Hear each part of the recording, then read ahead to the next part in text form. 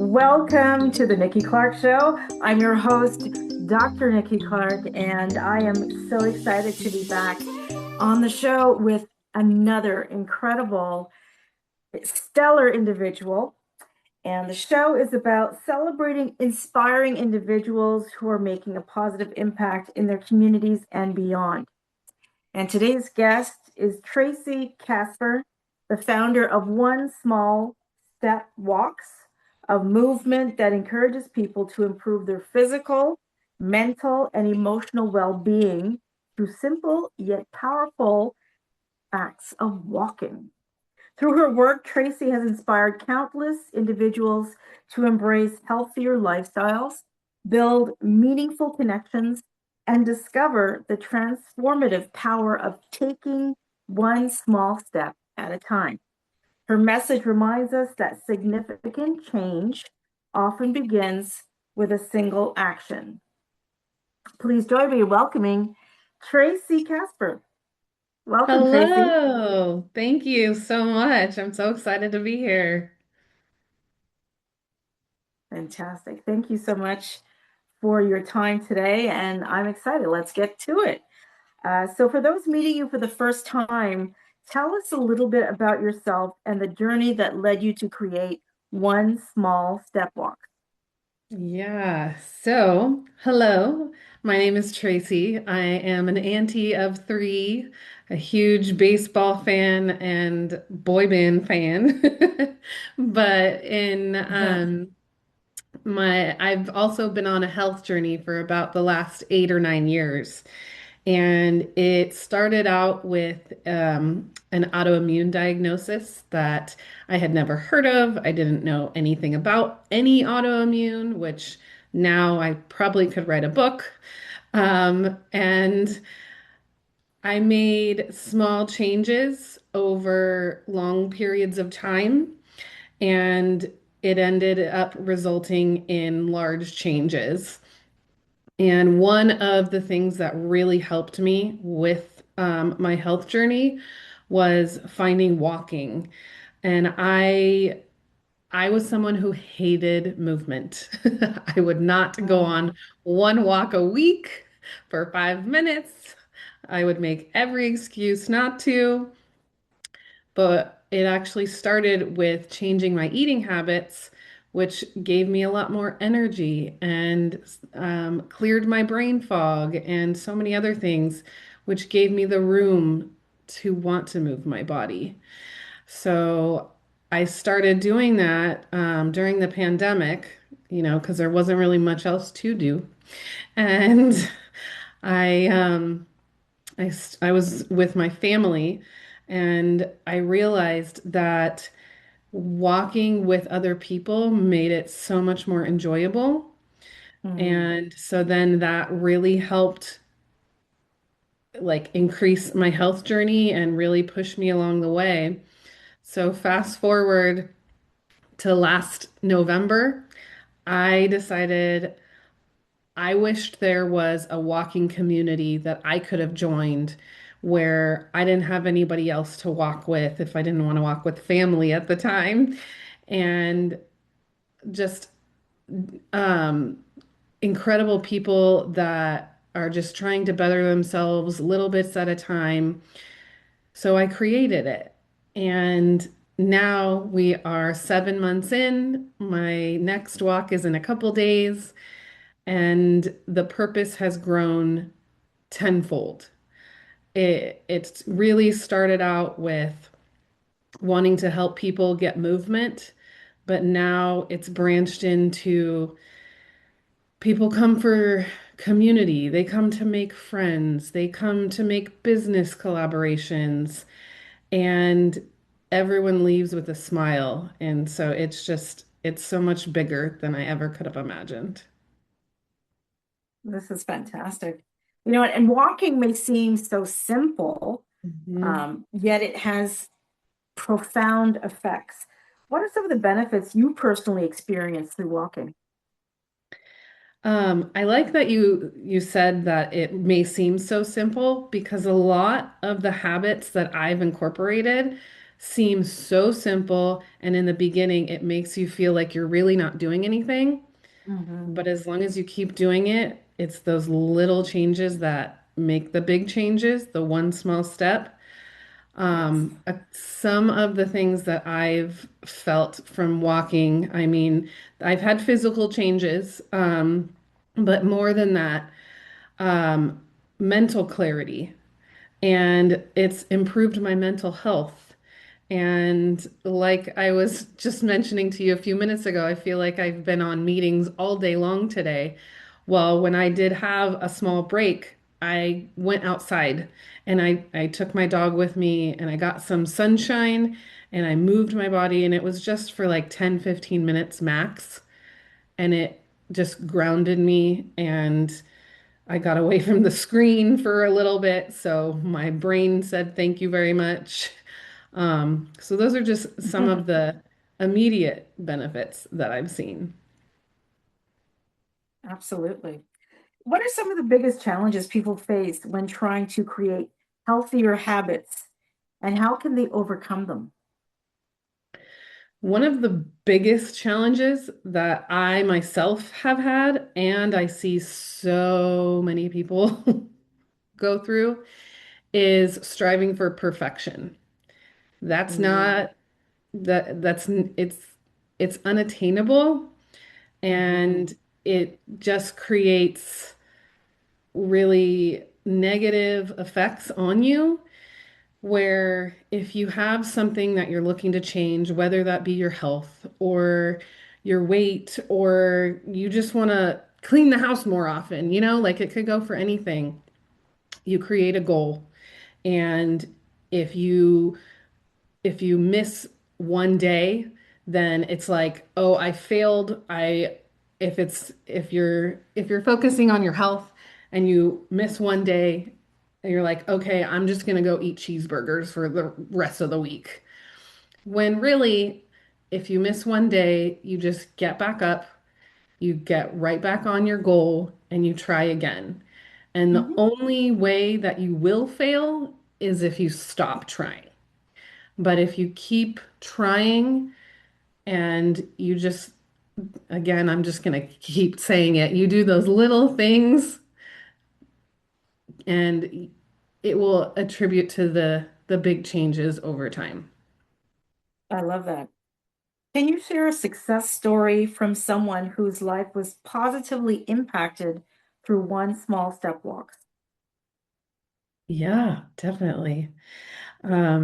So I have a friend who she had an injury and she wasn't sure she could really move or go on walks. Hmm. And when I invited her to come with us, she was very, very hesitant. But I explained that we walk on flat paths. We walk on the beach because I live so close to the beach and never take advantage of it. Yeah. And so this is my way of getting myself to the beach. Um, and it's just, I make it so easy so that anyone, wherever they are in whatever fitness level they're at, they can come join us. And so she came and she joined us, and the whole time I was checking on her, making sure she was okay. And afterwards, she came up to me and told me just how much it lifted her spirits to be there. Hmm. And I'm gonna start crying. And that's just exactly what it's meant for. Well, that leads into my question about the importance of community and connection in achieving personal wellness goals. Can you talk about that? Oh, I feel like it's community is and connection are overlooked when Hmm. like it's so much. And I attribute my success so much to having accountability buddies and doing it alongside others, because it's not like they're going to do it for you, or um, like if they miss a day, that means you miss a day. It's really the other way around, where you're doing it with somebody and you're saying, "Oh, like, what did you do for this?" Or, "I don't feel like going on my walk today." Well, this person will be like, "Let's go." And you can do it, you can go on the walk together, or let's say we're in different countries, like you're in Canada and I'm in America right now, and I'll just text you and say, "Did you go on your walk today?" And it just keeps you accountable and also knows that you're someone is there to support you who genuinely cares about your success. Absolutely. Absolutely. How, where people feel overwhelmed, um, of the idea of making a major life change, okay? What advice would you give someone who wants to start but doesn't know where to begin? Change can feel very overwhelming. So it's like we need to accept that. Mhm. It's still very overwhelming for me. And when someone tells me to change something, I go, well, maybe no. Maybe And no. then I'll come around. So acknowledge that change is hard. But then also, something that has really helped me is not to focus on the finish line. Focus on today, right now, your next meal, your next walk, one Mhm. thing at a time. And you do that one thing, and then you pat yourself on the back. Like you deserve that pat on the back for doing that one thing because you're taking that one step towards that change. Now, once you do that, then you focus on the next one, but only one thing at a time. Put blinders on because really there you think there's an end goal, but there's really not. And if you focus on it, then you'll never get there. And you'll think, oh, I'm doing all of this. I'm not seeing any results. I'm just gonna quit. This Mhm. is dumb. This is making no sense. But if you have those thoughts and you push through those thoughts and continue to do those little habits that you are creating, that's exactly where the change happens. Love that.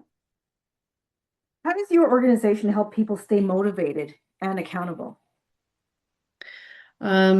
So to stay motivated and accountable, we have regular walks. Now, in certain locations, they are only once a month. But if you're looking for something more frequent, you can reach out to me and I can help you create another walk in your specific area. So, what I've done recently is create an ambassador program. And so I realized that I can't be everywhere at once, even though I want to. And one small step walks may be global at some point, but right now we're in Southern California. And there's another location that's about 1 to 2 hours away from where I live. And a woman came to me and she's like, I love what you're doing. I wish I could have this regular in my area. And Mhm. so I spoke to her. I realized that she does really portray the mission of One Small Step Walks and that I trust her to carry on my brand. And so I did all the marketing. I found all the people, and she just showed up and led the walk. And now she's working on her second one. And so it's creating more availability for other people where I can't be there, but someone else can help. That's fantastic. What role does nature play in the healing and wellness journey? Oh man, that is a huge, huge role. Just like I was saying earlier, how I got out in the sunshine for 10 to 15 minutes. getting that vitamin D or the fresh air even, like you don't have to be in the woods somewhere.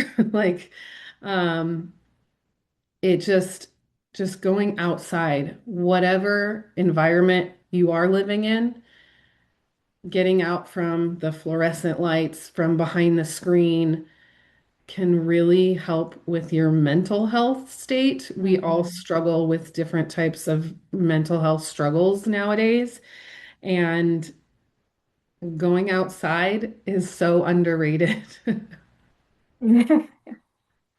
Yeah, in Canada, going outside can be almost unattainable in certain weather patterns because of Mhm. snowstorms and whatnot. But yeah, absolutely. I'm right beside you with that. Definitely. Um, so have you noticed any changes in how people prioritize self-care and wellness since the pandemic? Definitely. People have increased like by far um what by excuse me, let me back up for a minute. There's been a huge increase in the need for self-care and the want for self-care, and even just going on a walk is now self-care. It doesn't have to Mhm. be some big thing where you have to go get a massage, even though that is amazing. It Um, is. but even like if if you work in a crazy place, taking 5 minutes to yourself, if you can't go outside, if the weather isn't your friend, just go in another room, just change your atmosphere or your environment that you're in. Um, and I mean, I have really, really come around to mindset work. During the pandemic, I started reading personal growth books. And let me tell you, I did not read any book before that. I refused. I went to college. I did not read a book. I, but I fell in love with personal growth books. And then I started branching off into other means of personal growth with affirmations or journaling or listening to podcasts like this one. Anything that's feeding positivity into your mind, it will really help when when you go through those negative times. I'm not saying it's going to cure everything, Hmm. but it does take the edge off a little bit. Absolutely. I mean, it tries to restore balance, Yes, between the good and the bad and the ugly. Definitely. absolutely. What are some of the common misconceptions people have about fitness and healthy living? I would say the extreme part of it, the perfection mindset, the healthy living equals dieting equals starving yourself. That's not the thing anymore. Um, I live for healthy living equals strong. Mm, Healthy living equals being there for my niece and nephews, to play with them, to sit on the floor, to run around after them, and then still be able to do those things when they grow up and have their own children. Um, it doesn't have to be how it used to be. yeah, I agree. I agree. Um, as a leader and entrepreneur, what lessons have you learned about resilience? A lot. Um, I honestly and truly believe that everything we go through is a lesson. And I lost my mom at a very young age, and it was very, very hard for me to deal with. And I know that had that not happened, I would not be in the place that I am today Mhm. because she was doing everything for me. And I didn't need to be a leader. I didn't need to like go out and do anything. Um, and then just going through different things. We're always going to have our ups and our downs. There's no way of avoiding that. But minding my mind, which, like, doing all the personal growth, doing all the personal growth things that I was previously mentioning, it helps me get through those down moments, which ends in creating resiliency. I had another thing happen to me recently where it was about a year and a half ago. I was at the top of my game. I was walking 3 miles every morning, getting up really early, and I was like getting faster at going on my miles and all that. And then I had to have surgery to remove a benign tumor out of my shin bone. It was on the inside of the bone, Wow. which completely took away my mobility. I couldn't walk, I couldn't drive. I like I couldn't take care of myself. I had to have someone bring me food because I was on crutches. I couldn't carry my own dinner. So that was very hard to swallow because I had basically changed my life around movement, and that was ripped away from me. However, because I had done so much work around movement as well as my mind, my recovery, even though it was short of a year, it was still a lot shorter than anyone had told me that it was going to be. They told me that I wasn't even going to be able to put pressure on my leg for 3 months, and I started walking at 2 months. And I said, Wow. I don't think so. Like, I'm not gonna, I'm not gonna be sedentary for that long. I was Hmm. going to the gym on crutches because I was needing um, that just the mental part of moving my body. And I was absolutely not able to do what I normally did, but I was able to do a modified version. And just doing that, it helped me recover faster. It kept my spirits up.